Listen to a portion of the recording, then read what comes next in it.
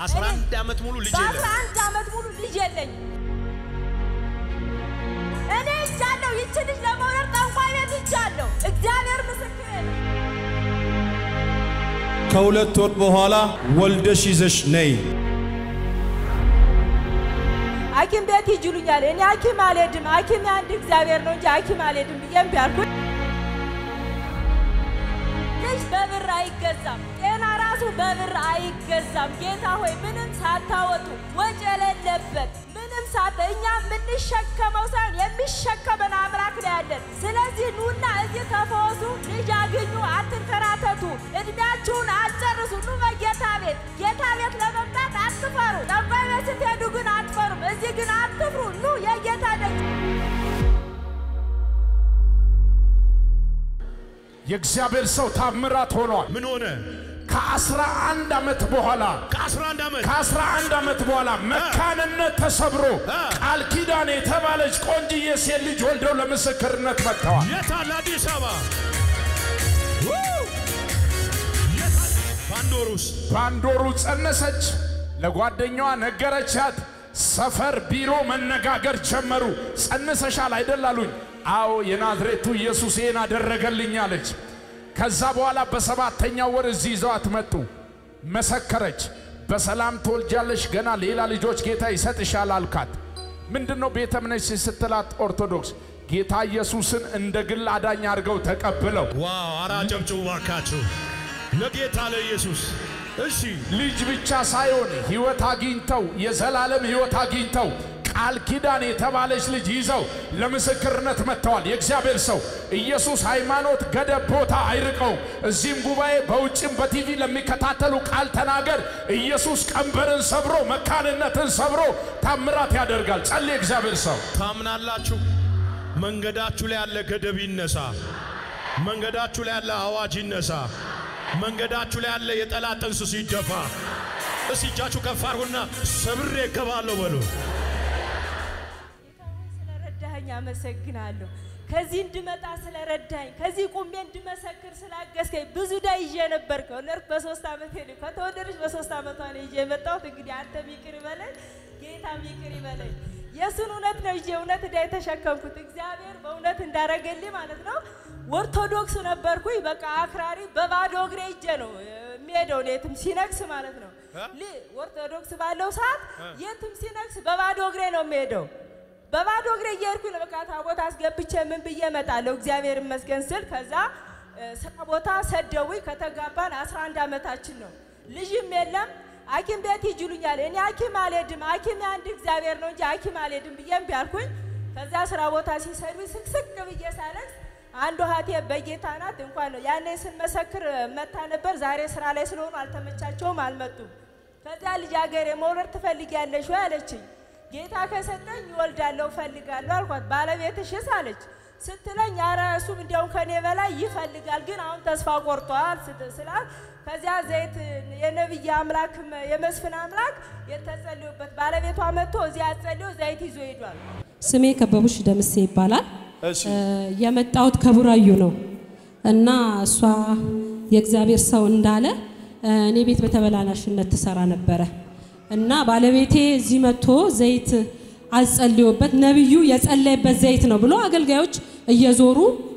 የያዙ ዘይት ውስጥ ያደርጉ ነበርና ይዞ መጣ ከዛም በኋላ ያንን ዘይት እሷ ልጅ እንደሌላ ታውቃለሁ አምላካችን የሚሳነው ነገር የለም እግዚአብሔር ልጅን ይሰጥሻል ስለዚህ ይህን ዘይት ሰጥሻለሁ አንቺም ማጸንሽን ተቀባቢው ደግሞም ለባለቤትሽ በምትፈልጊው ነገር ስጩ ብትፈልጊ በቡና ብትፈልጊ በምግብ የፈለግሽው ነገር ውስጥ አድርጊለት እግዚአብሔር ልጅን ይሰጥሻል አልኳት ከዛም በኋላ ወስዳ አደረገች እንዳልኳት ምንድነው የሷ ቤተ እምነት ኦርቶዶክስ ናት ቤተሰብ ሙሉ አዎ ኦርቶዶክስ ናት ከዛም በኋላ እኔም እንዳልኳት ወስዳ አደረገች በወሩ የእግዚአብሔር ሰው ጸለየ ከስንት ዓመት በኋላ ከ11 ዓመት በኋላ 11 ዓመት ልጅ የላቸው እሺ ከዛን እግዚአብሔር በወሩ ማለት ነው በወሩ ቀረ ሄዳ ታየች ወደዛ ስገባ ወደ ጤና ጣቢያ ስገባ የመስፍኔ አምላክ ተከተለኝ ብዬ ገባዋለች ጸንሰሻል አሉኝ ማን ያለችው እሷ የመስፍኔ አምላክ ተከተለኝ አልኩ አቤት እዚህ ቤት አራ ዘራፍ ዛሬ ቫታካሲካባያ እስጃችሁ ከፍ አድርጉና እንዲበሉ ያድናል ይታደጋል በሉ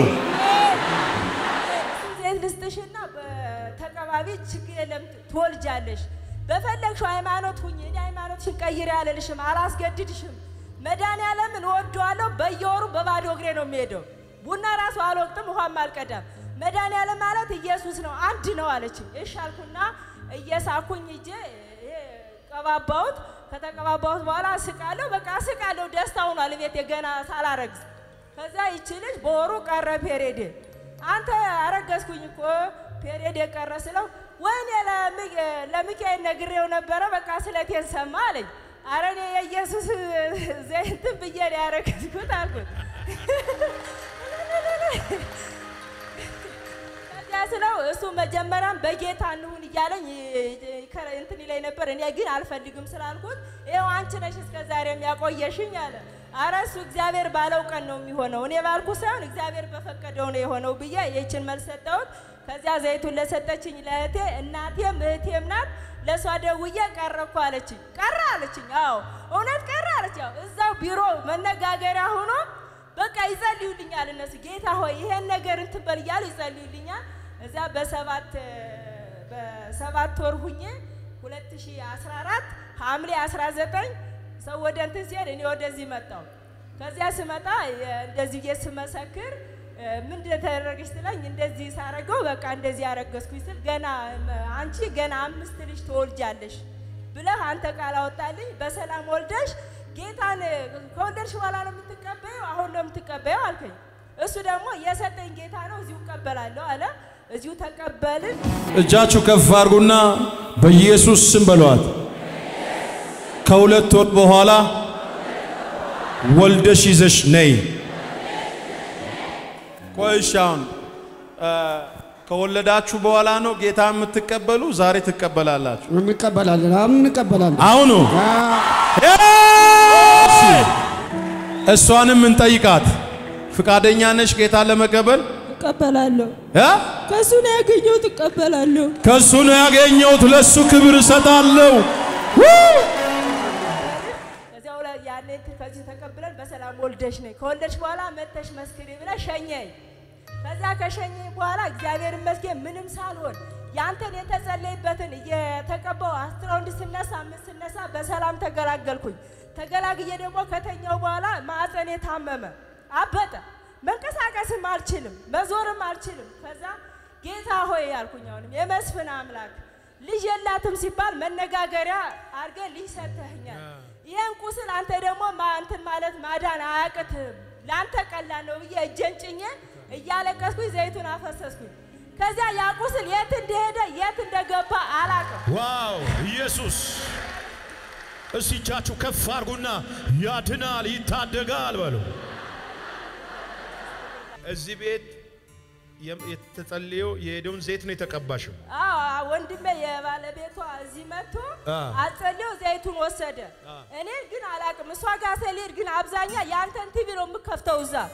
ልጅ ሁሉ ሲሰጥ ምስል ዝም ብለሽ ነው አንቺ አውቀሽ ነው እኔ ሳይል የምከፍቺው ምናምን ያልኳት አሾፍባታል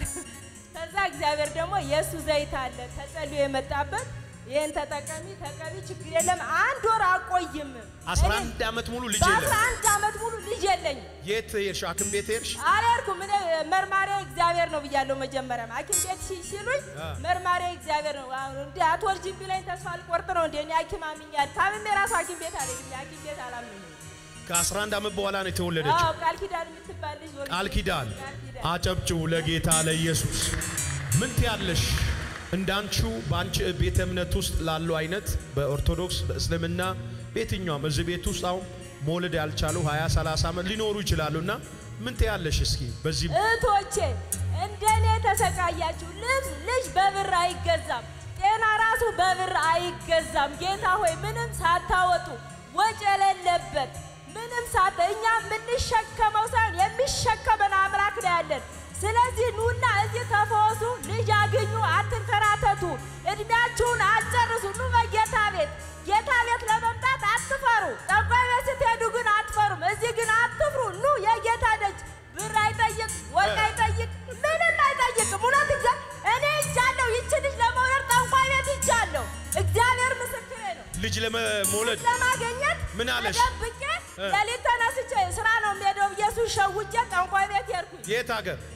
እዚሁ ነው እዚሁ ሰፈሩ ነው አዲስ አበባ አዎ ጦንጋ ቤት ለልጅ ብዬ እሺ ከዛ ወንድ ልጅ ተወልጃለሽ እልልልል ብዬ ሄዳለሁ ሲሄድ ደግሞ እቤት እሳት ነው ጭራሽ ጦርነት ነው እግዚአብሔር ጦርነት በቃ ከጥንቆላ ቤት ከተመለሽ በኋላ እዛ ከተቀበል እቤት በቃ ጦርነት እንቅልፍ አልተኛም ስጣላ ነው ማለት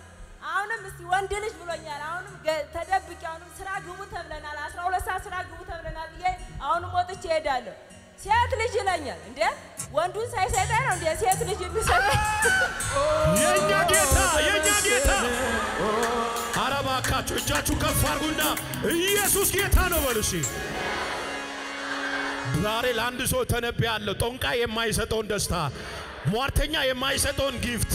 ዛሬ በቤትሽ ውስጥ ዛሬ ጸልያለሁ በጌታ በኢየሱስም መንታ በረከት ይመጣል እስቲ እጃችሁ ከፍ አድርጉና ያድናል በሏል አንድ ነገር ልንገራ ጦንቃ ቤት ሄድኩ አለች ወንድ አለኝ ወንዱን ሳይሰጥ ሴት አለኝ አያችሁ ልጅ ከጦንቃይ እጅ መቀበል ብቻ አልኖሮ ሰው እዚህ ቤት መጥቶ ጌታ ልጅ እንዲሰጠኝ ጸልይልኝ አይልም ልጅ ከማን የሚሰጥ ጊፍት ነው ከእግዚአብሔር የሚሰጥ ጊፍት ነው እቺ ሴት እዚህ ቤት ሳትመጣ ቤተ እምነቷ ኦርቶዶክስ ግን እግዚአብሔር በሚገርም ተአምራትና በሚገርም ማዳን ተገልጦ ከ11 ዓመት በኋላ ሴት ልጅ ሰጥቷት ቃል ኪዳን ስሟ ራሱ አያምርም ዛሬ በቤታችሁስ ወይ ሳሎናችሁ ላይ ሶፋ ላይ ቁጭ ብላችሁ ያለቀ ነገር ጌታ ያስረክባችሁ ምን ነው እቺሽ ዘርጊና አሜን በይ ላማሶካ ፑራ ያሳ በዚህ ቲቪ በዓለም ዙሪያ ያላችሁ በዚህ ላይቭ የምትከታተሉኝ ለእናንተ ምተነብያለሁ በዚህ 11 ዓመት በኋላ ቆንጂ የቃል ኪዳንን ይዛ ከመጣች ለእናንተ በዚህ 11 ቀን ተፈቅዶላቸዋል ጨብጡና ተፈቅዶላል በለው ማን ነው ከኔ ጋር እጁ ከፍ አድርጎ የኔ ነገር እየመጣ ነው ይበለኝ